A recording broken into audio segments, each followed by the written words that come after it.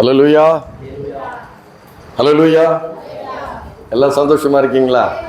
ஹல்லேலூயா, ஹல்லேலூயா. கர்த்தர் நல்லவர். நம்முடைய கர்த்தர் ரொம்ப ரொம்ப நல்லவராகவே இருக்கிறார். ஹல்லேலூயா. பாருங்க, தேவன் நம்ம தனிமையின் பாதையிலே சுமந்து கொண்டு வருகிறார். ஆனால் நாம் என்ன நினைக்கிறோம்? நாம் தனியாக நடந்து வருகிறோம் என்று நினைக்கிறோம். ஆனால் தேவன் தனிமையாய் நாம் பாரத்தை சுமந்து கரடு முரடான பள்ளம் மேடு இப்படிப்பட்ட சூழ்நிலைகளிலே நாம் நடந்து வரும் பொழுது நம்ம தேவன் தூக்கி சுமக்கிறார். எத்தனை பேர் விசுவாசிக்கிறீங்க? அல்லேலூயா. அதை நினைச்சு பார்த்து கண்ணீர் வருகிறது. அல்லேலூயா. அவர் அப்படிப்பட்ட பாதைகளிலே நம்மை சுமந்து கொண்டு வந்து ஒரு நல்ல இடத்திலே, விசாலமான இடத்திலே நிறுத்தி இருக்கிறார். அல்லேலூயா. அதை நினைவு கூறும் பொழுது என்ன வருது? கண்ணில் தண்ணி. அவருடைய அன்பை நினைச்சு என்ன வருது? அல்லேலூயா. உண்மையாய் நீங்கள் தேவனை, முன்னாடி வாங்க எல்லாரும். அல்லேலூயா.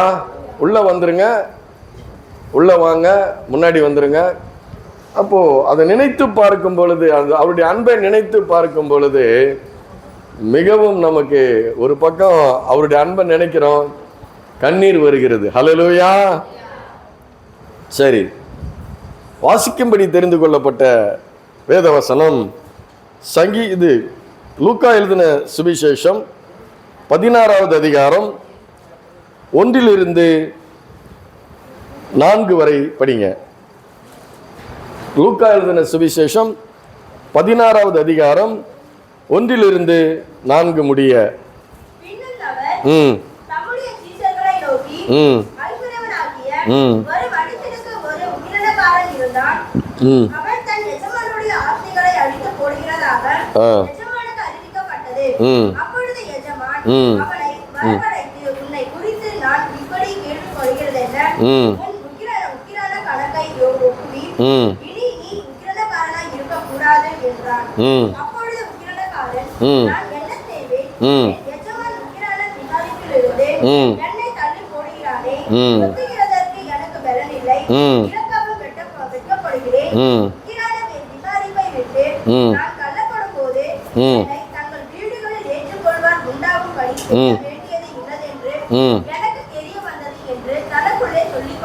போதும். அல்லேலூயா. அதாவது நான் போன தடவை உங்ககிட்ட பேசுனது, ஆண்டவராகிய இயேசு கிறிஸ்துனுடைய போதனையை கேட்டு, பிரசங்கத்தை கேட்டு சுற்றிலும் இருந்த சீஷர்கள் இருக்கிறாங்க, ஜனங்கள் இருக்கிறாங்க, பரிசேயர்களும் இருக்கிறாங்க.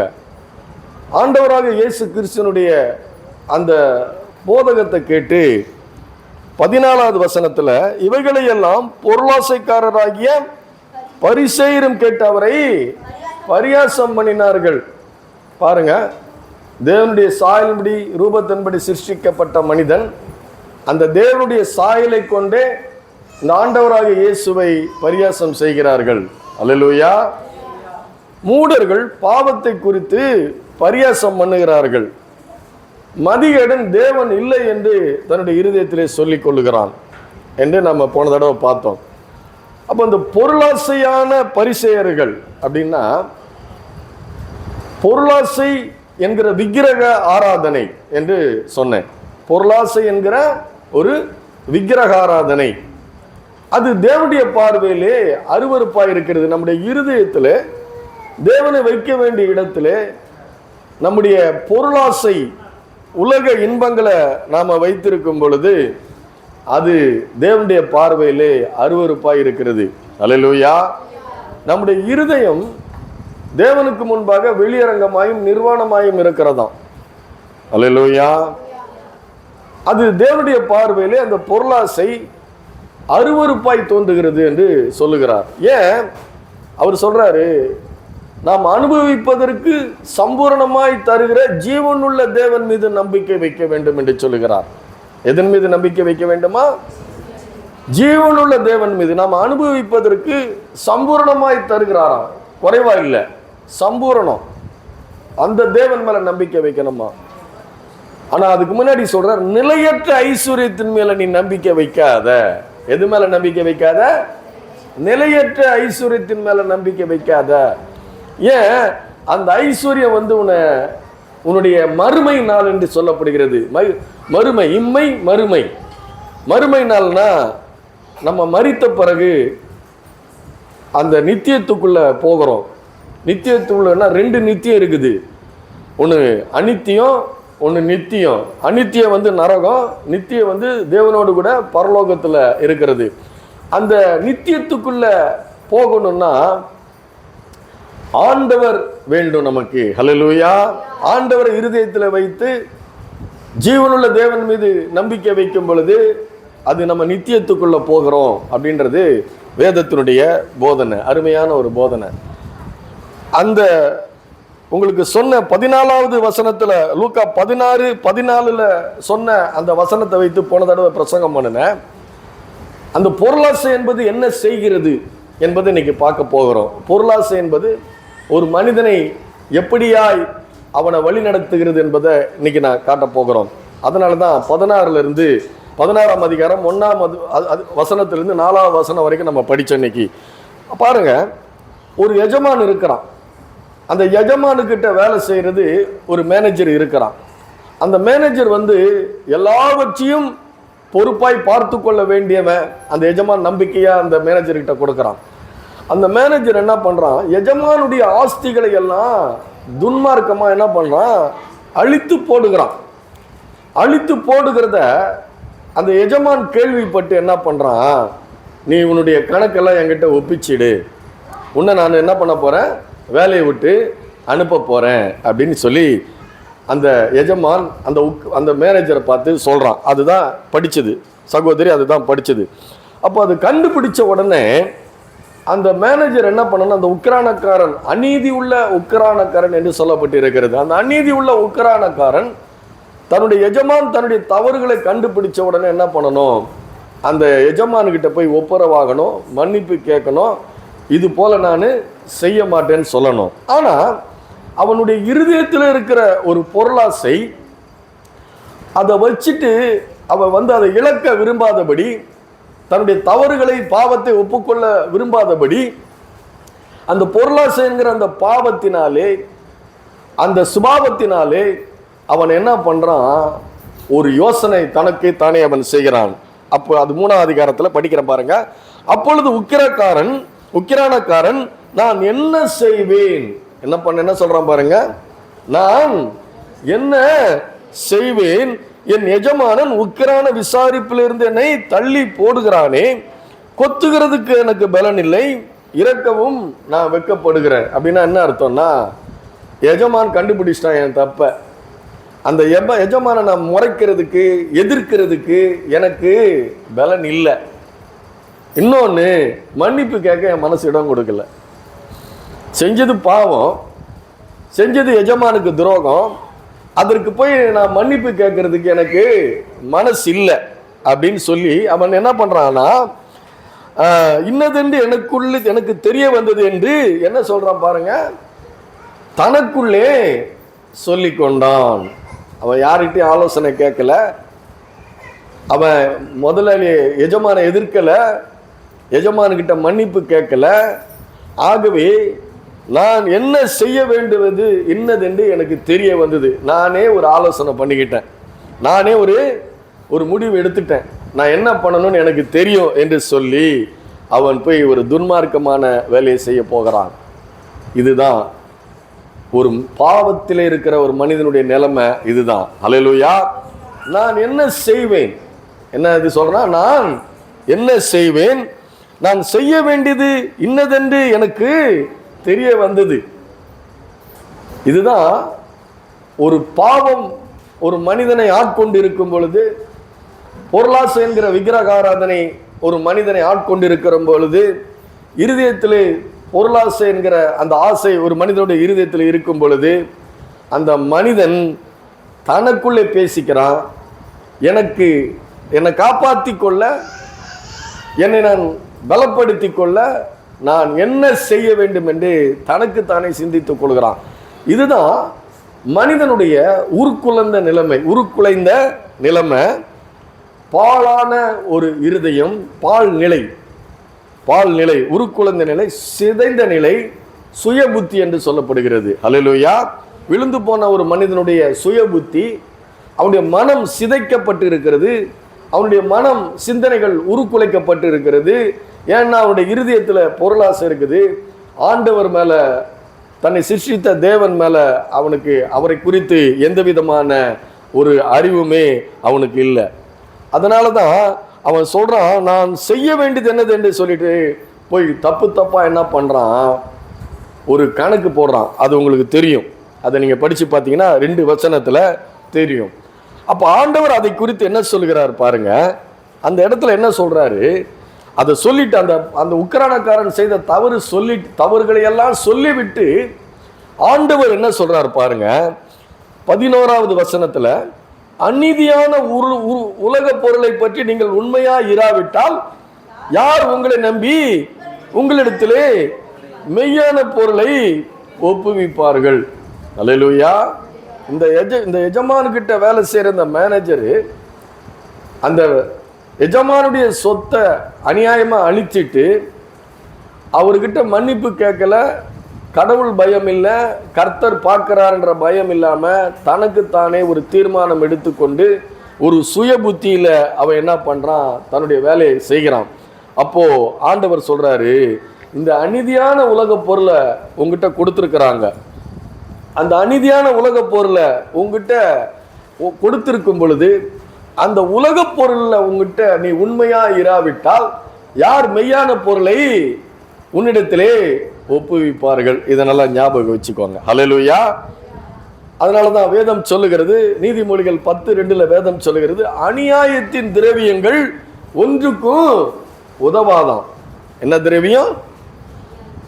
ஒருவனுடைய இன்னொருத்தருடைய சொத்தை அபகரிச்சு, ஏமாத்தி, பறிச்சு, சூழ்ச்சி பண்ணி எடுத்து அதில் நான் வாழ முடியும் அப்படின்னு நம்ம நினைக்கும் பொழுது அந்த அநியாயத்தின் திரவியம், அந்த உலக பொருள் என்ன சொல்லுது வேதம்? அநியாயத்தின் திரவியங்கள் ஒன்றுக்கும் உதவாது. திரவியம்னா நிறைய பேருக்கு இந்த தமிழ் தெரியுமா தெரியல, பணம்.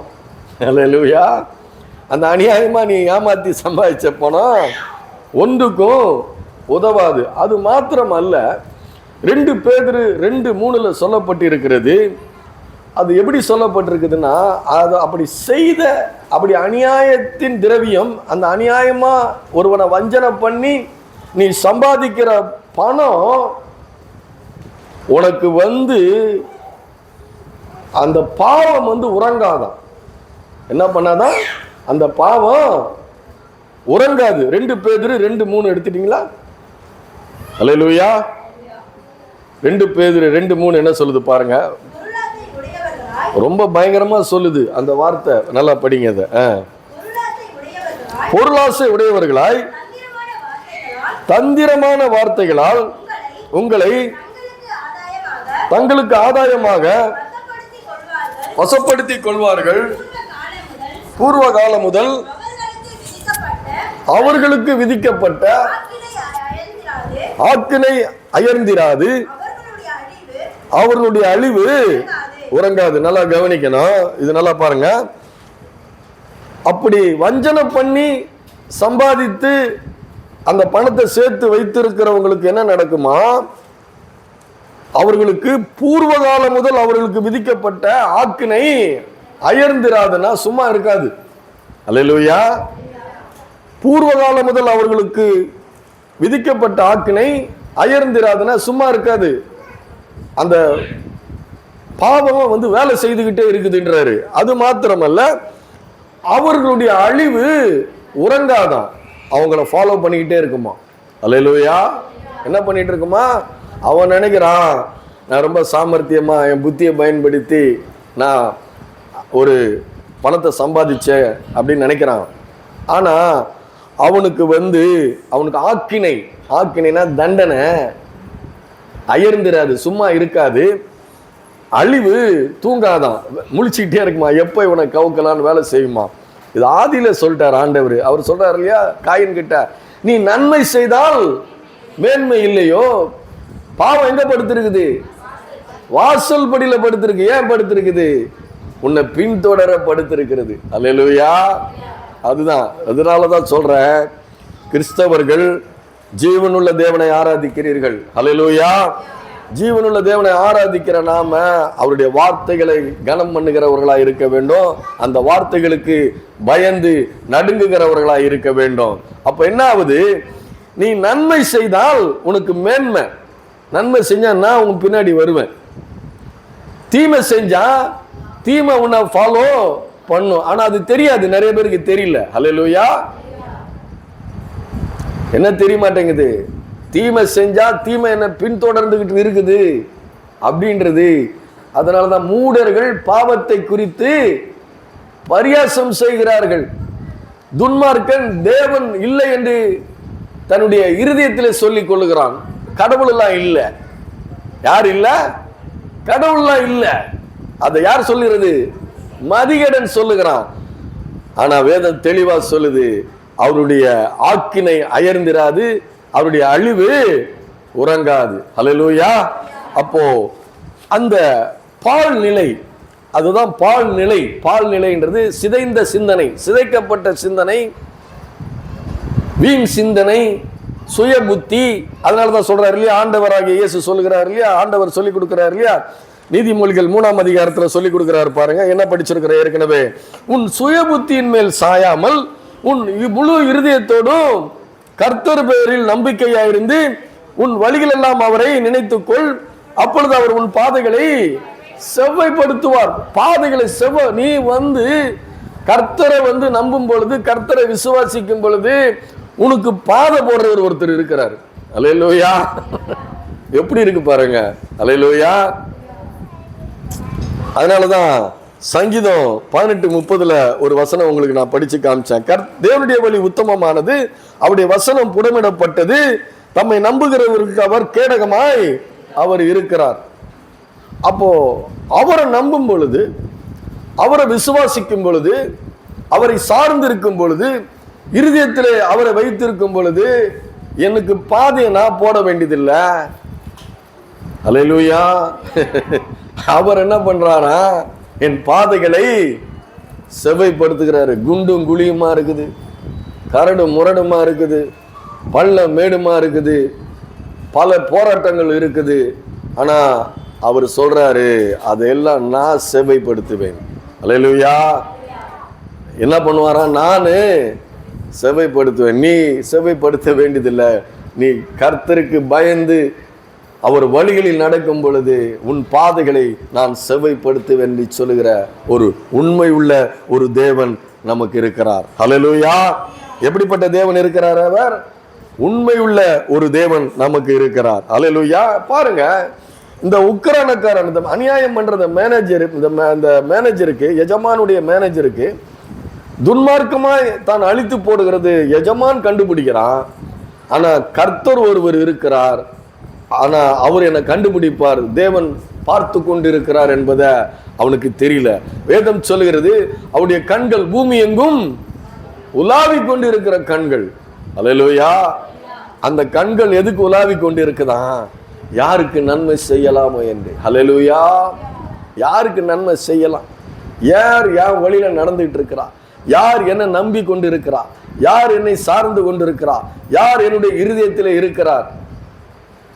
யார் என்ன இருதயத்தில் வைத்திருக்கிறார் என்று அவருடைய கண்கள் அவங்களுக்கு நன்மை செய்ய அவருடைய 7 கண்களும் பூமி எங்கும் உலாவி கொண்டு இருக்கிறது. 7 குத்து விளக்குகள் மத்தியில் வாசம் பண்ணுகிற தேவன். அல்லேலூயா. அவர் பொய் சொல்ல மனுஷன் அல்ல, மனம் மாற மனுபுத்திரன் அல்ல. அவர் சொல்லியும் செய்யாதிருப்பாரோ, வசனித்தும் அவர் நிறைவேற்றாதிருப்பாரோ என்று வேதம் சொல்லுகிறது. பாருங்க, வேதம் என்ன சொல்லுகிறது? 1 கொரிந்தியர் 1:21 என்ன சொல்லப்பட்டிருக்கிறது? உலகம் என்ன பண்ணுது? சுய ஞானத்தினால, எப்படி எனில் தேவ ஞானத்துக்கு ஏற்றபடி உலகமானது சுய ஞானத்தினாலே தேவனை அறியாதிருக்கையில். அல்லேலூயா. சுய ஞானத்தினால தேவனை ஒருத்தர் அறிந்து கொள்ள முடியாதான். அல்லேலூயா. எனக்கும் கடவுளை பத்தி ஒண்ணுமே தெரியாது. கிறிஸ்தவ குடும்பத்துல தான் பிறந்தேன். பாடுவேன், கொயர் பாயா இருக்கிறேன், சர்ச்சுக்கெல்லாம் போயிருக்கிறேன், ஆனா எனக்கு இயேசுவை பத்தி எதுவுமே தெரியாது. அல்லேலூயா. பிரசங்கம் பண்ணாரு ஒருத்தர், எழுந்திருச்சுன்னு, ஆண்டவருடைய அன்பு, ஆண்டவருடைய இரக்கம், ஆண்டவருடைய வல்லமை, ஆண்டவருடைய கிருபை, ஆண்டவருடைய தயவு, ஆண்டவருடைய ஒத்தாசை, ஆண்டவருடைய அனுகூலம், ஆண்டவர் உனக்காக என்னெல்லாம் செய்திருக்கிறார் என்பதை பிரசங்கம் பண்ணும் பொழுதுதான் என்னுடைய கண்களில் கண்ணீர் வழிந்தது. ஹல்லேலூயா. எப்படிப்பட்ட ஒரு தேவன் நம்முடைய தேவனாயிருக்கிறார். ஹல்லேலூயா. நம்முடைய தேவன் எப்படிப்பட்ட ஒரு அருமையான ஒரு தேவன், ஜீவனுள்ள தேவன், மனதுருகிற தேவன். ஹல்லேலூயா. மனதுருகுகிறார். நம்ம பார்த்து மனதுருகி, ஏன் ஜனம் இப்படி இருக்குது, என்ன அறியாம ஏன் இப்படி இருக்குது, ஏன் பாவத்துக்கு அடிமையா இருக்குது, ஏன் சாவுக்கு அடிமையா இருக்கிறது, மனதுருகுகிறார். ஹல்லேலூயா. அப்பேற்பட்ட தேவன். அதனாலதான் அவர் சொல்றாரு பாருங்க, பவுல் சொல்றாரு பாருங்க, தேவ ஞானத்துக்கு ஏற்றபடி உலகமானது சுய ஞானத்தினாலே தேவனை அறியாது இருக்கையில் பைத்தியமாய் தோன்றுகிற பிரசங்கத்தினாலே சபையை ரட்சிக்க தேவனுக்கு பிரியம் உண்டாயிட்டான். அல்லேலூயா. சபையை எப்படி ரட்சிக்கிறாரா? ஒரு மனுஷன் பேசிட்டு இருக்கிறோம், 50 பேர் கீழே உட்கார்ந்து இருக்கிறீங்க. அல்லேலூயா. அதை கேட்டுட்டு இருக்கிறீங்க. அதை கேட்டு வசனத்தாலே நீங்கள் மாற்றப்பட்டு தேவனண்டையில் என்ன பண்றீங்க, ஈர்க்கப்படுறீங்க. எனக்கு போதித்த பிரசங்க யாரு, என்னை நீ பாவி என்று என்னை குற்றப்படுத்தினதே கிடையாது. அல்லேலூயா. நிறைய பேர் பண்ற தப்பு, நீ பாவி, நீ பாவி, நீ பாவின்னு குற்றப்படுத்துறாங்க. ஆனா ஆண்டவர், உன்னை சிருஷ்டித்த சிருஷ்டிகர்த்தா. அல்லேலூயா. உன்னை சிருஷ்டித்த சிருஷ்டிகர்த்தா எப்படிப்பட்ட அன்புடையவன். அந்த அன்புடைய தேவன் உனக்காக என்னெல்லாம் செய்திருக்கிறார் அதைத்தான் சொன்னாரு. நான் மனம் மாறினேன். ஹல்லேலூயா. உன் குற்றங்களை சொல்லி, உன் குறைகளை சொல்லி, உன்னை காயப்படுத்தி, துக்கப்படுத்தி, வேதனைப்படுத்தி, அவமானப்படுத்தி உன்னை கிறிஸ்துவண்டை இழுக்கிறதுக்கு நானும் வரல. அல்லேலூயா. உன் ஆண்டவர் எப்படிப்பட்டவர், அவர் என்ன சொல்லி இருக்கிறார், இங்க என்ன சொல்லி இருக்கிறார், அதை சொல்றதுக்கு தான் வர்றான் நான். அல்லேலூயா. அது சொல்லும் பொழுதே, ஆஹா, என் ஆண்டவர், என்னை சிருஷ்டித்த ஆண்டவர், அவர் அதரிசனமான தேவனுடைய தற்சொரூபமான அந்த தேவன், சகல சிருஷ்டிப்புக்கும் முந்தின பேருமானவர், தேவத்துவத்தின் பரிபூரணம் எல்லாம் சரீர பிரகாரமாக கிறிஸ்து இயேசுவுக்குள் உண்டாக்கப்பட்டிருக்கிறது. எல்லாம் காணப்படுகிறவர்களானாலும் காணப்படாதவர்களானாலும் கர்த்தத்துவங்களானாலும் துரைத்தனங்களானாலும் அதிகாரங்களானாலும் எல்லாம் சகல வஸ்துக்களானாலும் எல்லாம் அவரை கொண்டும் அவருக்குள்ளும் அவருக்கென்று சிருஷ்டிக்கப்பட்டது. கொலோசியரில் இருக்குது. அல்லேலூயா. அப்பேற்பட்ட மகிமையின் தேவன் என் மீது வைத்த அன்பின் காரணமாக மாம்சத்தில் என்னை ரட்சித்திருக்கிறார். சிலுவையிலே தன்னுடைய சொந்த ரத்தத்தை சிந்தி ரட்சித்திருக்கிறார் என்பதுதான் சிலுவையை குறித்த பிரசங்கம். அல்லேலூயா. அப்ப அந்த பிரசங்கத்தை அந்த பைத்தியமாய் தோன்றுகிற பிரசங்கம், உன் ஆண்டவர் உனக்காக சிலுவையிலே என்ன செய்து முடித்திருக்கிறார் என்பதை சொல்லுவதுதான் பிரசங்கம். ஆனா உலகத்துக்கு இது பைத்தியமா இருக்கிறது, ரட்சிக்கப்படுகிறவர்களுக்கு அது தேவ பலனாய் இருக்கிறது. அல்லேலூயா. அதுதான் பைத்தியமாய் தோன்றுகிற பிரசங்கம். என்ன பிரசங்கம் பண்றாங்க? சிலுவையில மரிச்சவரை பிரசங்கம் பண்றாங்கன்றாங்க. சிலுவையில மரிச்சவர் சிலுவையில எப்படி மரிச்சார்? என் தேவனை ஏன் என்னை கைவிட்டீர் சொல்லி கைவிடப்பட்டவராக மரித்தவரை குறித்து பிரசங்கம் பண்றீங்க. அந்த அவர் கடவுள் அவங்களுக்கு. ஆமா, எங்களுக்கு அவர் தான் கடவுள். அல்லேலூயா. எங்களை கைவிடாதிருக்கும்படி அவர் அங்கு கைவிடப்பட்டார். என் பாவம் அவர் மீது வைக்கப்பட்டது. அல்லேலூயா. ஏன் கைவிடப்பட்டார்? என் பாவம் அவர் மீது வைக்கப்பட்டது, அதனால் அவர் கைவிடப்பட்டார். ஏன் அவர் கைவிடப்பட்டார்? என் பாவத்தை அவர் ஏற்றுக்கொண்டதுனால தேவன் என்னை ஏற்றுக்கொண்டார். அல்லேலூயா. நான் கைவிடப்படக்கூடாது என்பதற்காக இயேசு தன்னை என்ன பண்ணாரு? சிலுவையிலே ஒப்பு கொடுத்தார். அல்லேலூயா. அப்போ இப்பேற்பட்ட சுயஞானம் சுயஞானத்தினால இந்த தேவனை அறிய முடியாது. அந்த தேவன் தன்னை வெளிப்படுத்தினால்தான் அவர் என்ன பண்ண முடியும்? அந்த தேவன் வெளிப்படுத்தினால்தான் நாம் அறிய முடியும், அந்த தேவனை அறிய முடியும். அதனாலதான் சிலுவையை பத்தி பிரசங்கம் கொஞ்ச நேரம் நான் பண்ணினேன். அல்லேலூயா. அவன் சொல்றான் பாருங்க, என்ன சொல்றான்? அப்பொழுது உக்கிரானக்காரன், நான் என்ன செய்வேன் என் எஜமான் உக்கிரான விசாரிப்பில் இருந்து என்னை தள்ளி போடுகிறானே, கொத்துகிறதுக்கு எனக்கு பலன் இல்லை, இரக்கமும் வெட்கப்படுகிறேன். உக்கிரான விசாரிப்பை விட்டு நான் தள்ளப்படும் பொழுது என்னை தங்கள் வீடுகளில் ஏற்றுக்கொள்வார் உண்டாகும்படி செய்ய வேண்டியது இன்னதென்று எனக்கு தெரிய வந்தது. அப்படின்னா இதனுடைய அர்த்தம் என்ன? இதனுடைய அர்த்தம் என்ன? என்னை தங்கள் வீடுகளில் ஏற்றுக்கொள்வார் உண்டாகும்படி நான் செய்ய வேண்டியது இன்னதென்று எனக்கு தெரிய வந்தது. அதாவது இன்னைக்கு என்ன வேலையை விட்டு முதலாளி அனுப்ப போறாரு. அப்போ அந்த முதலாளியுடைய பணத்தெல்லாம் வெளியில நான் கொடுத்துருக்கிறேன். அந்த கொடுத்துருக்கவங்களுக்கு சகாயம் பண்றதுக்கு என்ன பண்றான், நீ எங்க முதலாளிக்கு 10 லட்சம் தரணுமா, 5 லட்சம் எழுதி கொடு, நான் அதை முதலாளிகிட்ட கொடுத்துட்றேன், மீதி 5 லட்சத்தை என் கணக்கில் வச்சுக்க, நான் வீட்டுக்கு வந்தா என்ன ஏற்றுக்கோ, எனக்கு கொடு.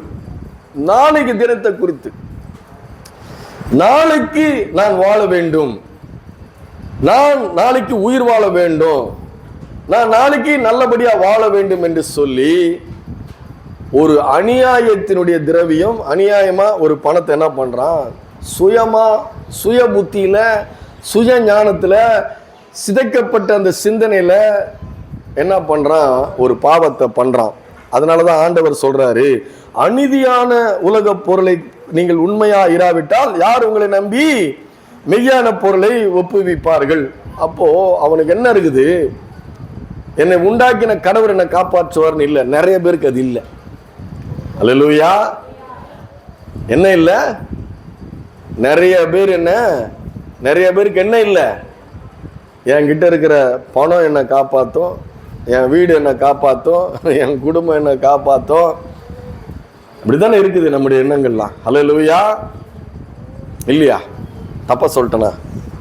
எல்லாம் கரெக்டா சொல்றேனா? நம்முடைய எண்ணங்கள் எது மேல இருக்குது?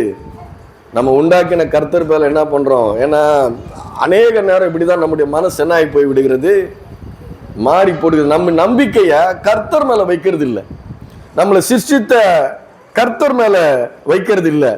அதனாலதான் நான் செய்ய வேண்டியது இன்னதென்று எனக்கு தெரிய வந்தது என்று சொல்லி தனக்குள்ளே சொல்லிக் கொண்டான். நான் என்ன பண்ணணும்னு எனக்கு தெரியும் அப்படின்னு தனக்குள்ளே அவன் சொல்லிக் கொண்டான். தேவனோடு பேசக்கூடியவன், தேவனோடு கூட உறவாடக்கூடியவன், தேவனோடு கூட ஐக்கியம் கொள்ளக்கூடியவன், தேவன் ஆவியாய் இருக்கிறார். அவரை சேவிக்கிறவர்கள் ஆவியோடும் உண்மையோடும் தொழுது கொள்ள வேண்டும். அல்லேலூயா. எப்படி தொழுது கொள்ள வேண்டும்? ஆவியோடும் உண்மையோடும் தொழுது கொள்ள வேண்டும். ஆதி ஆதாம் விழுந்து போகாத ஆதாமோட தேவன் பகலிலே குளிர்ச்சியான வேளையில என்ன பண்ணார், அவங்க கூட பேசினார். அப்படி தேவனோடு கூட ஐக்கியமாய் இருக்கும்படி, தேவனோடு கூட உறவாடும்படி, தேவனோடு கூட பேசும்படி உண்டாக்கப்பட்டவன் தான் மனிதன். ஆனா பாவத்தினாலதான் என்ன பண்ணிட்டான், தேவனை விட்டு அவன் துண்டிக்கப்பட்டு தேவனுக்கு எதிரானவனாய் அவன் மாறி போனான். ஆனா கிறிஸ்தவம் என்பது, கிறிஸ்தவ வாழ்க்கை என்பது, காலையில யார் யாரெல்லாம் ஜெபம் பண்ணிட்டு வந்தீங்க வீட்டுல இருந்து கிளம்பி வரும்போது? அல்லேலூயா. சத்தமே வரலன்னா நிறைய பேர் பண்ணலன்னு அர்த்தம். அல்லேலூயா. பாருங்க, கிறிஸ்தவம் என்பது, கிறிஸ்தவ வாழ்க்கை என்பது இந்த அண்ட சராசரத்தை, வானாதி வானத்தை, பூமியை உண்டாக்கின அந்த தேவனோடு கூட பேசுவது. அல்லேலூயா. அவருக்கு சமீபித்து செல்வது, அவருக்கு கிட்டி சேருவது, அவரோடு கூட அவரை துதிப்பது, ஆராதிப்பது தான் கிறிஸ்தவ வாழ்க்கையினுடைய மிகப்பெரிய அம்சம். அல்லேலூயா. இது மிகப்பெரிய பாக்கியம் அது. அல்லேலூயா. அதுதான் கிறிஸ்தவ வாழ்க்கை. அது மாத்திரமல்ல, தன்னை அவர் கையிலே ஒப்பு கொடுப்பது. அல்லேலூயா. அதான் வழி வேத சொல்ற, உன் வழிகள் எல்லாம் அவரை நினைத்துக்கொள், அவர் உன் பாதைகளை அவர் செவைப்படுத்த அவரை நினைக்கிறது. பாருங்க, எனக்கு அவரை குறித்து ஒரு பெரிய ஆச்சரியமான காரியம் என்ன தெரியுமா? இமைப்பொழுதும் என்னை மறவாத தேவன் அவர். அல்லேலூயா. எப்படி? இமைப்பொழுதும் என்னை மறவாத தேவன் அவர்.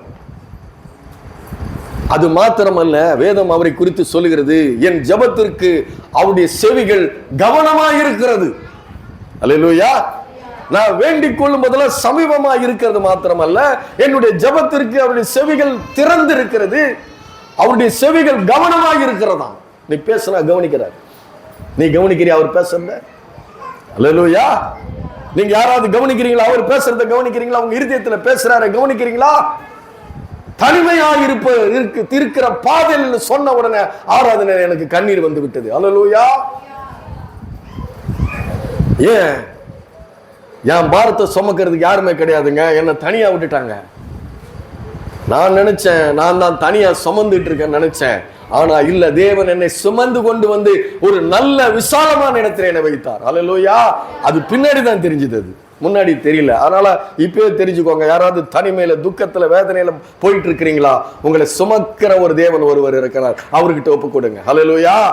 உன்னை விசாலத்துல கொண்டு வந்து நிறுத்துவார். நீ எப்பேற்பட்ட நெருக்கத்துல இருந்தாலும் உன்னை விசாலத்துல கொண்டு வந்து நிறுத்துகிற தேவன் ஒருவர் இருக்கிறார். அல்லேலூயா. அதனால நாளை இந்த தினத்தை குறித்து நாம கவலைப்பட வேண்டியதே இல்லை. ஹல்லேலூயா. அவரை நினைச்சு கொண்டால் போதும். பாருங்க, விழுந்து போன மனிதன், அந்த மனிதன் பாவத்தில் விழுந்து போன அந்த மனிதன் என்ன நினைக்கிறான், நான் செய்ய வேண்டியது என்னது என்று நான் அறிந்திருக்கிறேன் என்று தனக்குள்ளே சொல்லி கொண்டான். ஏற்கனவே நான் சொல்லியிருக்கிறேன், ஒரு மனுஷனை பார்த்தீங்கன்னா 6 அடி உயரம் இருந்தான், சிகப்பா இருக்கிறான், நல்லா இருக்கிறான், கையில் சாப்பாடு போய் வச்சுக்கிட்டு எடுத்துக்கிட்டு தனியாக பேசிக்கிட்டே வரான். சரி, நான் காதில் எதனா வச்சிருப்பான், மைக்ரோஃபோன் வச்சு பேசிட்டு வருவான்னு பார்த்தா காதில் மைக்ரோஃபோனும் இல்லை. நிறைய பேர் இப்போ அப்படி தானே பேசுகிறோம், அதுவும் இல்லை. நான் வந்துட்டேன், எங்கள் வீட்டை தாண்டி போகிறான் அந்த ஆள். எங்கள் வீட்டில் நான் வாங்கிட்டு வந்த மளிகை ஜாமானை கொடுத்துட்டு நான் திருப்பி போகிறேன். நான் போகிற வழியில தான் அந்த ஆள் போயிட்டு இருக்கிறான். அவன் திருப்பி தனியாக தான் பேசிக்கிட்டு போயிட்டு இருக்கிறான். எவ்வளோ ஒரு பாவம் இல்லை! தன்னுடைய நிலைமையை, தன்னுடைய வாழ்க்கையினுடைய நிலைமையை நினைச்சு, தன்னுடைய வாழ்க்கையில் இருக்கிற போராட்டத்தை நினைச்சு அவன் தனியா பேசிக்கிட்டு போறான். ஆனா நான் பேசுகிறதை கேட்கிற தெய்வம் ஒருவர் உண்டு. ஹல்லேலூயா. நான் செய்வது என்னது என்று நான் அறிந்திருக்கிறேன். நான் எல்லாவற்றையும் என்ன பண்ண போறேன், அவர்கிட்ட ஒப்படைக்க போறேன். ஹல்லேலூயா. வருத்தப்பட்டு பாரம் சுமக்கிறவர்கள் நீங்கள் எல்லோரும் என்னிடத்தில் வாருங்கள், நான் உங்களுக்கு இளைப்பாறுதல் தருவேன். பாவ பாரத்தை சுமக்காத. அவர் என்ன சொல்ற, உன் தோலை சுமைக்கு விளக்கின என்றாரு. நீ சுமந்துகிட்டு இருக்கிற, ஏசாயா தீர்க்க தரிசனத்தில் இருக்குது, உன் தோலை சுமைக்கு விளக்கின என்றாரு. விளக்குகிற தேவன். பாவத்தினால் வந்த சுமையா இருக்கலாம், சாபத்தினால் வந்த சுமையா இருக்கலாம், தரித்திரத்தினால் வந்த சுமையா இருக்கலாம், உன்னுடைய தலைமுறை சாபங்கள், உன் தாய் தகப்பன் செய்த பாவங்கள், எப்படிப்பட்ட பாவங்களா இருந்தாலும் இயேசு கிறிஸ்துவின் இரத்தம் சகல பாவங்களை இன்னைக்கு சுத்திகரிக்கிறது. அல்லேலூயா. அதனால வியாதியா இருக்கலாம், அதனால தரித்திரமா இருக்கலாம், எல்லாவற்றையும் அவர்கிட்ட நீ ஒப்பட. ஆண்டவரே என்னை மன்னியும், இந்த பாவின் மீது கிருபையாயிருன்னு சொல்லு. உடனே அதுல இருந்து உன்னை விடுதலையாக்குகிற ஒரு தேவன் இருக்கிறார். ஹல்லேலூயா. அவனுக்கு நான் செய்யறேன், என் வாழ்க்கைக்கு நான் தீர்மானம் எடுக்கிறேன். இதுதான் பாவம். பாவம் தன்னுடைய வாழ்க்கைக்கு தானே ஒரு தீர்மானம் எடுத்து தானே வழிகளை உண்டு பண்ணுவது பாவம். அது தீர்வை தான் தேடுவது, சுயமாய் தேடுவது, சுய புத்தி. என்னை சிருஷ்டித்த சிருஷ்டியர் ஒருத்தர் இருக்கிறார்னு தெரியாது. அல்லேலூயா.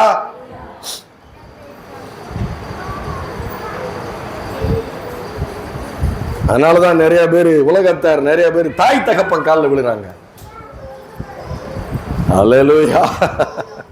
கிறிஸ்தவ யார் காலில் விழக்கூடாது தெரியுமா? தாய் தகப்பன் காலில் விழக்கூடாது தெரியுமா? உன் முழங்கால்கள் தேவனுக்கு முன்பாக தான் முடங்க வேண்டும். அல்லேலூயா. ஒரு சிலர் பார்த்தவனே, வயசானவங்களை பார்த்தவனே காலில் அப்படி விடுவாங்க. கிறிஸ்தவர் தேவனுடைய காலில் தான் விழணும். அல்லேலூயா. அப்போ அவன் என்ன செய்யறான், நல்லா கவனிக்கிறதுல ஒரு வார்த்தை சொல்றேன் பாருங்க.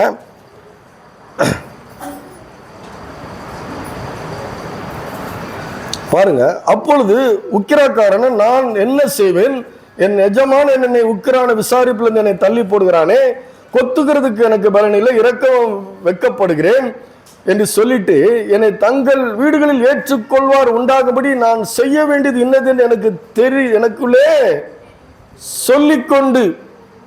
அல்லேலூயா. என்ன செய்யறான், அதாவது என்னை ஏற்றுக்கொள்வார் உண்டாகும்படி செய்ய வேண்டியது இன்னதென்று எனக்கு தெரிய வந்தது என்று சொல்லிக் கொள்கிறான்.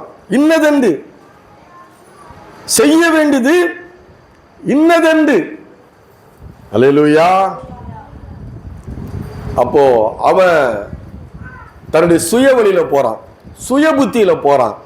விழுந்து போன சீர்குலைக்கப்பட்ட சிந்தனை என்ன பண்ணுது, இன்னதென்று எனக்கு தெரிய வேண்டியது, செய்ய வேண்டியது, நான் செய்ய வேண்டியது இன்னதென்று எனக்கு தெரிய வந்தது என்று அவன் சொல்லுகிறான். ஹல்லேலூயா. அப்போ அது எதுக்கு செய்யறான்? நாளைக்கு என்னை தங்கள் வீடுகள் என்னை தள்ளி விட்டுட்டாரு, என்னை எஜமான் தள்ளி விட்டுறாரு. உக்கிரான விசாரிப்பை விட்டு நான் தள்ளப்படும் போது என்னை தங்கள் வீடுகளில் ஏற்றுக்கொள்வார் உண்டாகும்படி என்னை ஏற்றுக்கொள்ளணும். என் முதலாளி என்னை தள்ளிடுறாரு, என்னை ஏற்றுக்கொள்வார் உண்டாகும்படி செய்ய வேண்டியது என்னதென்று எனக்கு தெரிய வந்தது என்று தனக்குள்ளே சொல்லிக் கொண்டான். அல்லேலூயா. நாளைய தினத்தை குறித்து, நாளைக்கு நான் எப்படி வாழ வேண்டும், என்னுடைய வாழ்க்கை எப்படி இருக்க வேண்டும் என்று சுய புத்தியில ஒரு தீர்மானம் எடுக்கிறான் அவன். அல்லேலூயா. ஆனா ஆண்டவர் சொல்கிறார் பாருங்க, மத்தேயு 6ஆம் அதிகாரம் லாஸ்ட்ல பாத்தீங்கன்னா, மத்தேயு 6ஆம் அதிகாரம், நீ வாழ்வதற்கு என்ன வேண்டும், என்ன செய்ய வேண்டும் என்று ஆண்டவர் சொல்கிறாரு பாருங்க. 24 படிங்க, இதே வருது பாருங்க, அதே வசனம் இதுல வருது. லூக்கா 16ஆம் அதிகாரத்துல வருகிற வசனம் இதுலயே வருது பாருங்க. லூக்கால வருது, இதுலயும் வருது, மத்தேயுல வருது. மத்தேயு 24 சொல்றது பாருங்க. மத்தேயு 6:24, 2 எஜமான்களுக்கு ஊழியம் செய்ய ஒருவனாலும் கூடாது.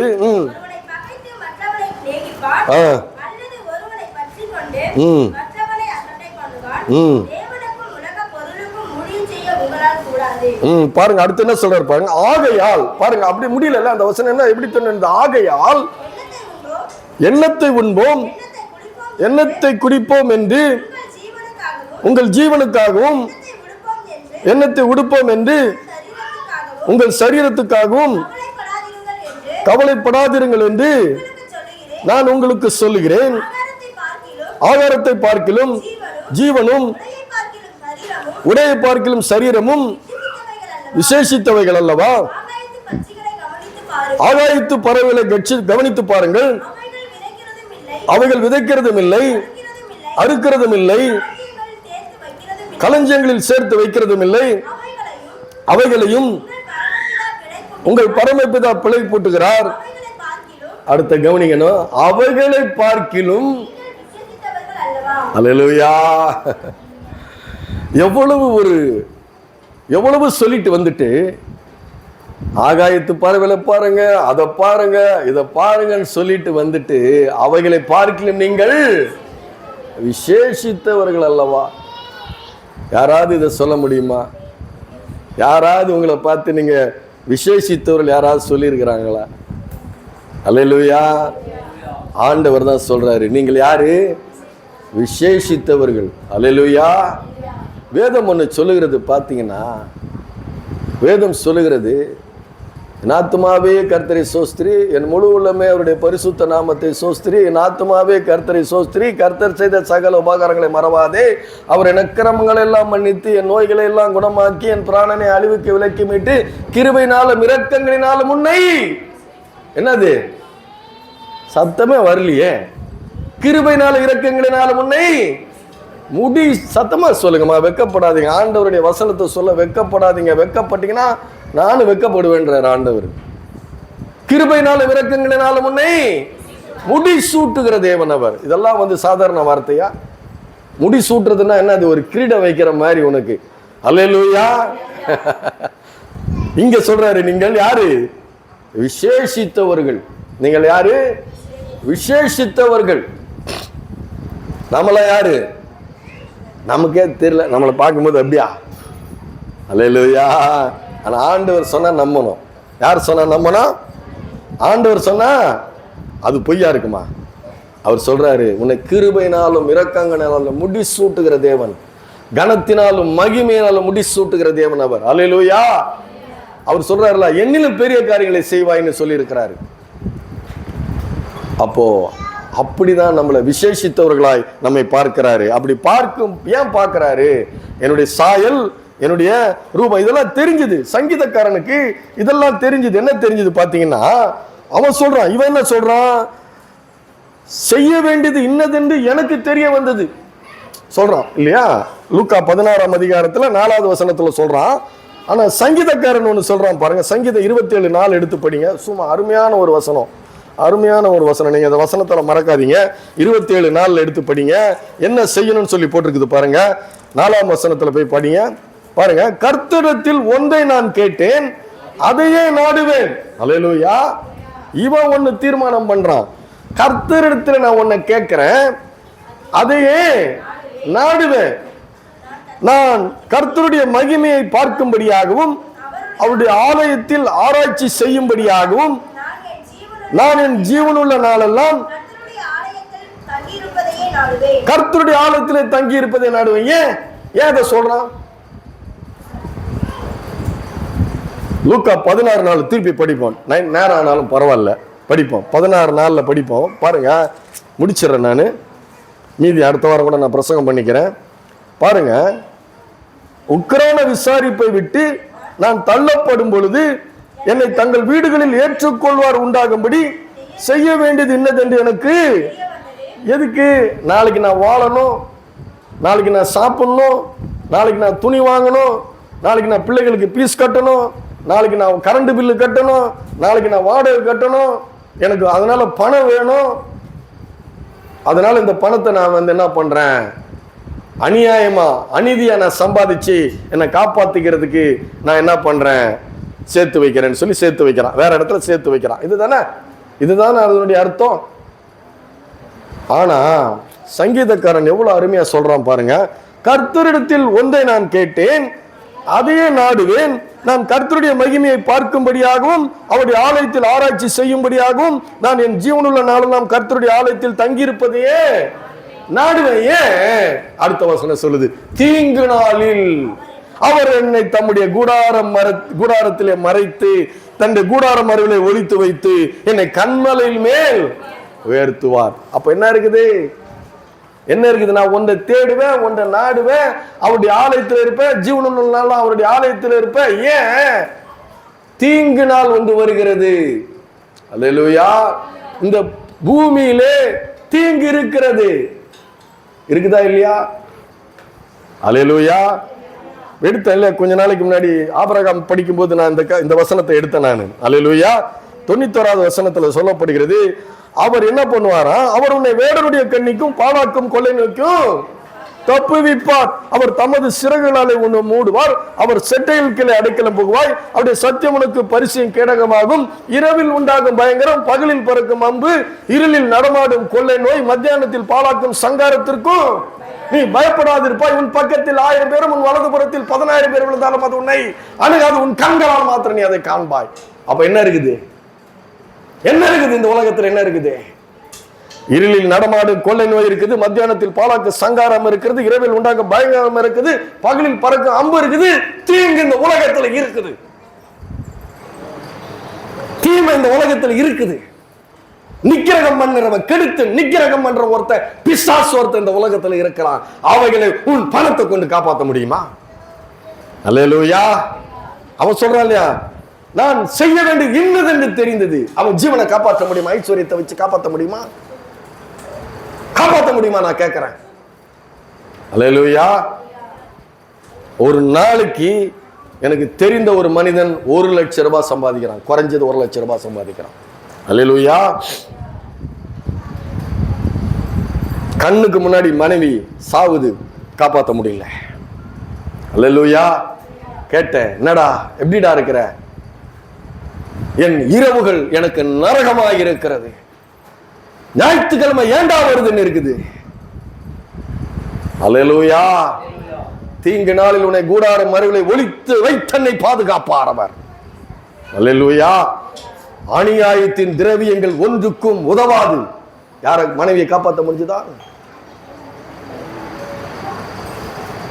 உன்னை காக்கிறது அவன் உறங்குவதும் இல்லை, தூங்குவதும் இல்லை. அல்லேலூயா. நான் உன்னை விட்டு விலகுவதும் இல்லை, உன்னை கைவிடுவதும் இல்லை. அதனாலதான் சங்கீதக்காரனுக்கு தெரியுது, இந்த உலகத்துல எப்படிப்பட்ட காரியங்கள் இருக்குது. நான் என்ன செய்வேன்? நான் ஒன்றை செய்வேன். அல்லேலூயா. நான் ஒன்னு செய்வேன். பயப்படுறீங்களா? யாராவது பிரசங்கம் பயமுறுத்துதா? அதுக்கு நான் வரல. அல்லேலூயா. அதுக்கு நான் வரல. விக்கிரகாராதனைய பொருளாசை உன் இருதயத்தில் வைக்கக்கூடாது என்று நான் வந்து சொல்ல வந்திருக்கேன். உன்னை பயமுறுத்து உட்காரல. அல்லேலூயா. பயப்படாதீங்கன்றாரு. உங்கள் இருதயம் கலங்காது இருப்பதாக என் சமாதானத்தை உங்களுக்கு வைத்து போகிற எல்லா புத்திக்கு மேலான தேவ சமாதானத்தை உங்கள் இருதயங்களை நான் வைக்கிறேன்றாரு. அல்லேலூயா. அப்பேற்பட்ட கர்த்தர் நம்முடைய கர்த்தர். பயமுறுத்தல. உலகத்துல என்ன இருக்குது? மறந்துருது. ஐஸ்வர்யத்தினுடைய மயக்கம், உலகத்தை குறித்த கவலை, ஐஸ்வர்யத்தினுடைய மயக்கம் தேவனை மறக்க வைக்கிறது. அல்லேலூயா. எதுங்க மறக்க வைக்கிறது? உங்களை பிரச்சனை மறக்க வைக்கிறது, கடவுளை மறக்க வைக்கிறது. துன்பங்கள் கடவுளை மறக்க வைக்கிறது. பற்றாக்குறை உனக்கு மறக்க வைக்கிறது. உன் பசி, உன் பஞ்சம், பட்டினி கடவுளை மறக்க வைக்கிறது. இதெல்லாம் பாவம், சாபம் கொண்டு வந்தது, பிசாசு கொண்டு வந்தது இந்த உலகத்துல. ஆனா தேவன் தருகிறார். என்ன நீ நம்புனியா? நீ விசேஷித்தவன். அல்லேலூயா. அதனாலதான் சொல்றாரு, கவலைப்படாதிருங்க. எண்ணத்தை புசிப்போம், எண்ணத்தை குடிப்போம், எண்ணத்தை உடுத்துவோம் என்று சொல்லி நீ கவலைப்படாத, நீ அவைகளை காட்டில விசேஷித்தவர்கள் என்று சொல்றாரு. வியக்கத்தக்க சொல். நாம அப்படி நினைக்கிறோமா? அப்படி சொன்னவர் நாம நினைக்கிறோமா? நான் கேட்கிறேன். அல்லேலூயா. அதுதான் இன்னைக்கு பிரசங்கம். பிரசங்கம் என்ன? இந்த உலகத்துல நம்ம ஐஸ்வர்யம் இருந்தா வாழ்ந்துடலாம், பணம் இருந்தா வாழ்ந்துடலாம், அது இருந்தா வாழ்ந்துடலாம். மனைவியை காப்பாற்ற முடியல, என்னாச்சு சொல்றான்? என் இரவுகள் நரகம். நரகம் என்ன? பக்கத்துல ஒரு ஆள் படுத்திருக்கோம், இன்னைக்கு இல்லையே. கஷ்டம், ரொம்ப கஷ்டம். அல்லேலூயா. காப்பாற்ற முடியாதுங்க. பணம் நிறைய விஷயத்துக்கு சொல்லுது. ஐஸ்வர்யம் ஒரு மனுஷனுக்கு அரணான பட்டணம் சொல்லுது. ஆனா ஆண்டவர் சொல்றாரு, கர்த்தரின் ஆசீர்வாதம் ஐஸ்வர்யத்தை தரும், அதனோடு கூட வேதனையை கூட்டார். நான் தரேன் உனக்கு, என்ன நம்பு, நான் தரேன். பூமி மது நிறைவும் கர்த்தருடையவைகள். பூமி மது நிறைவும் கர்த்தருடையவைகள். நான் தரேன், என்ன நம்பு, விசுவாசி. உன் வழிகள் எல்லாம் அவரை நினைத்துக்கொள். கர்த்தருக்கு பயந்து அவர் வழியில் நடக்கிற மனுஷன் பாக்கியவான், ஆசீர்வதிக்கப்பட்டவன். அல்லேலூயா. அதனால்தான் சங்கீதக்காரனுக்குள்ள அறிவு. அதனால்தான் சொல்லுவோம், ஆண்டவரே அந்த தாவீதை போல இருதயத்தில் நான் அப்படிப்பட்ட இருதயம் வேண்டும் எனக்கு உம்மை துதிப்பதற்கு. அல்லேலூயா. யாரை போல இருதயம் வேண்டாம்? பாடல, தாவீதை போல நடனமாடி அப்பாவை ஸ்தோத்தரிப்பேன். அல்லேலூயா. ஆனா அது வாயில் இல்லைங்க, இருதயத்தில் இருக்கணும். இருதயத்தில் அப்படிப்பட்ட ஒரு உணர்வுள்ள இருதயம் வேண்டும். என் மீட்பர் உயிரோடு இருக்கிறார், கர்த்தர் என் மேய்ப்பராக இருக்கிறார், நான் தாழ்ச்சியனை, என் வழியில குறுக்கு வழி வேண்டாம். அல்லேலூயா. என் வழியில என் தேவனுக்கு பிரியம் இல்லாத ஒரு வழி எனக்கு வேண்டாம். அல்லேலூயா. முடிவு எடுக்கிறீங்களா? தீர்மானம் எடுக்கிறீங்களா? அல்லேலூயா. அநியாயத்தின் திரவியம் ஒன்றுக்கும் உதவாதுன்றார் ஆண்டவர். அல்லேலூயா. பொருளாசை சாவை தேடுகிற மனுஷனுடைய சுவாசம் போலும் இருக்குமா? பயங்கரமா இருக்குது. அந்த வசனங்களை பார்த்துக்கும் நான் பயமுறுத்துறதுக்கு வரலங்க, சத்தியமா நான் பயமுறுத்துறதுக்கு வரல. ஆண்டவர் உன்னை காக்கிறவர் உறங்குவதும் இல்லை தூங்குவதும் இல்லைன்னு சொல்ல வந்திருக்கிறேன். அல்லேலூயா. அநியாயத்தின் திரவியங்கள் ஒன்றுக்கும் உதவாது. அல்லேலூயா. அதனால தான் சொல்லலாம் பாருங்க, எனக்கு சாலமோன் மேல கொஞ்சம் வருத்தம். ஏன் தெரியுமா? எனக்கு இன்னும் ஆண்டவரை பத்தி நான் அதிகமா தெரிஞ்சிருக்கலாம். சங்கீதக்காரன் சொல்றான் பாருங்க, 27 தாவீது சொல்றான் பாருங்க, என்ன சொல்றான் பாருங்க, திருப்பி படிப்போம் அந்த வசனத்தை. நல்லது, ஒன்றை நான் கேட்டேன், கர்த்தரிடத்தில் ஒன்றை நான் கேட்டேன், அதே நாடுவேன். நான் கர்த்தருடைய மகிமையை பார்க்கும்படியாகவும் அவருடைய ஆலயத்தில் ஆராய்ச்சி செய்யும்படியாகவும் நான் என் ஜீவனுள்ள நாளெல்லாம் கர்த்தருடைய ஆலயத்தில் தங்கியிருப்பதையே நாடுவேன். ஆனா நல்லா கவனிக்கணும், தேவன் சாலமோனுக்கு கேட்ட ஞானத்தை கொடுத்தாரு, கேட்காத ஐஸ்வர்யத்தை கொடுத்தாரு. அந்த ஞானத்தை கொண்டு நிறைய காரியங்களை அவன் எழுதி வச்சிருக்கிறான். ஆனா இந்த தேவனை குறித்து, இந்த மகிமையின் தேவனை குறித்து அந்த ஞானத்தை கொண்டு ஆராய்ச்சி செஞ்சிருந்தா இன்னும் நமக்கு எவ்வளவோ தெரிஞ்சிருக்கும். அல்லேலூயா. அதனாலதான் அந்த ஞானம் நமக்கு வேண்டும். அல்லேலூயா. அது ரொம்ப சிம்பிள். கர்த்தருக்கு பயப்படுதலே ஞானத்தின் ஆரம்பம். போதும். அல்லேலூயா. அவருக்கு பயந்து அவர் வழியில நடக்கிற மனுஷன் நீங்கள் பாக்கியவான். அல்லேலூயா. ஒன்னே ஒண்ணுதான் நம்ம இருதயத்தில் இருக்கணும், கர்த்தர் பார்க்கிறாரு. அல்லேலூயா. கர்த்தரு பார்க்கிறாரு. அதனாலதான் நான் சொல்லுவேன், கலகம் பண்ணாதீங்க, அவதூறு பரப்பாதீங்க, பிரிவினை பண்ணாதீங்க. அல்லேலூயா. கர்த்தர் கேட்டுக்கொண்டிருக்கிறார். நம்முடைய கர்த்தர் யாரு? கேட்டுக்கொண்டிருக்கிற. பிரிவினைகளை உண்டு பண்றது, கலகம் பண்றது, அவதூறு பரப்புறது, ஒரு மனுஷனுடைய கேரக்டரை ஒண்ணுமே இல்லாம அசாசினேட் பண்றது, இப்படிப்பட்ட காரியங்கள்லாம் இருக்குது. அல்லேலூயா. அதனாலதான் சங்கீதக்காரன் ஏன் அவ்வளவு தூரம் இருந்தான்? அல்லேலூயா. எவ்வளவு தூரம் இருந்தான்? தீங்கு நாளில் அவர் என்னை தம்முடைய கூடார மறைவிலே ஒளித்தென்னை வைத்து பாதுகாத்து கண்மணில் மேல் அப்புறம் அடுத்த வசனம், இப்பொழுது என் தலை என்னை சுற்றிலும் இருக்கிற என் சத்துருக்களுக்கு மேலாக உயர்த்தப்படும். ஹல்லேலூயா. அது நிமித்தம் அவருடைய கூடாரத்தில் நான் ஆனந்த பலிகளை இட்டு கர்த்தரை பாடி அவரை கீர்த்தனம் பண்ணுவேன். அப்போ ஒன்று நான் செய்யணும் இல்லையா, அது கர்த்தரை குறித்து ஆலயத்தில் வந்து அவரை பற்றி நான் கேட்கணும், வேதத்தை நான் வாசிக்கணும், வாசிக்கும் பொழுது நான் விசேஷித்தவனாக மாறுறேன், அவர் என்னை பாதுகாக்கிறவராக இருக்கிறாரு. என் வாழ்க்கை என்ன பண்ணுறேன்னா யார் கையில் ஒப்பு கொடுக்குறேன், யார் கையில் ஒப்பு கொடுக்குறேன், கர்த்தர் கையில் ஒப்பு கொடுக்குறேன். அல்லேலூயா. அவர் கையில் ஒப்பு கொடுத்தா அவர் என்ன பண்ணுவார், என்னை கண்டிப்பாக என்ன பண்ணுவார், நல்லா வச்சிருப்பார். ஆண்டவர் ஒரு இடத்துல சொல்கிறார் பார்த்தீங்களா, தேவையானது ஒன்றே. என்ன சொல்றாரு, தேவையானது ஒன்றே, மரியாள் தன்னை விட்டு எடுபடாத நல்ல பங்கை. அப்ப என்ன தேவை நமக்கு, ஒன்று தேவை. யார் தேவை, இயேசு தேவை. அவர் சொல்றாரு, நான் செய்ய வேண்டியது இன்னதென்று விழுந்து போன மனிதன் தியானிக்கிறான். சங்கீதக்காரன் சொல்றான், ஒன்றே நான் கேட்டேன் அதையே நாடுவேன் என்று சொல்றாரு. ஆண்டவர் சொல்றாரு, தேவையானது ஒன்றே, மரியாள் தன்னை விட்டு எடுபடாத நல்ல பங்கை தெரிந்து கொண்டாள். ஹல்லேலூயா. மரியாளை பார்த்து தேவதூதன் சொல்கிறான், ஸ்திரீகளுக்குள்ளே நீ ஆசீர்வதிக்கப்பட்டவள். ஹல்லேலூயா. ஆசீர்வதிக்கப்பட்டவள். அப்போ நாம நம்முடைய வாழ்க்கையிலே ஒன்றை நாம தெரிந்து கொள்ள வேண்டும் என்றால், நம்ம சிருஷ்டித்த தேவனுடைய அன்பு, அவருடைய இரக்கம், இதை தெரிந்து கொண்டால் போதும். ஏன்னா நேரம் இல்லை, மீதி நான் அடுத்த தடவை நான் பார்க்கலாம். இப்போ தெரிஞ்சுக்கிட்டீங்க. நான் செய்ய வேண்டியது என்னதுன்னு நீங்க தீர்மானிக்காதீங்க. அது கர்த்தருக்கு பிரியமா இருக்குமா, கர்த்தருக்கு பிடிக்குமா? அல்லேலூயா. அதை தீர்மானம் பண்ணும் பொழுது அவரை கனம் பண்றோம். அவரை கனம் பண்றது மாத்திரமல்ல, நம்முடைய வாழ்க்கையில அவரை வேலை செய்ய விடுறோம், நம்ம பாதைகளை செவ்வாய்ப்படுத்த அனுமதிக்கிறோம். அல்லேலூயா. அவருக்கு பிரியமானதை செய்யும் பொழுது அவர் நம்ம பாதைகளை சேவைப்படுத்த ஆரம்பிக்கிறார். அவர் வழி அப்படியே விளக்குறாரு. போ, முன்னாடி போறாரு. அல்லேலூயா. உனக்கு முன்னே சென்று கோணலானவர்களை சேவையாக்குகிற தேவனாய் அவர்கள். அல்லேலூயா. எத்தனை பேருக்கு பயம் போயிடுச்சு. அல்லேலூயா. அல்லேலூயா. அவர் ஒருவருக்கே மகிமை உண்டாவதாக. ஆமென், ஆமென், ஆமென், ஆமென். அல்லேலூயா.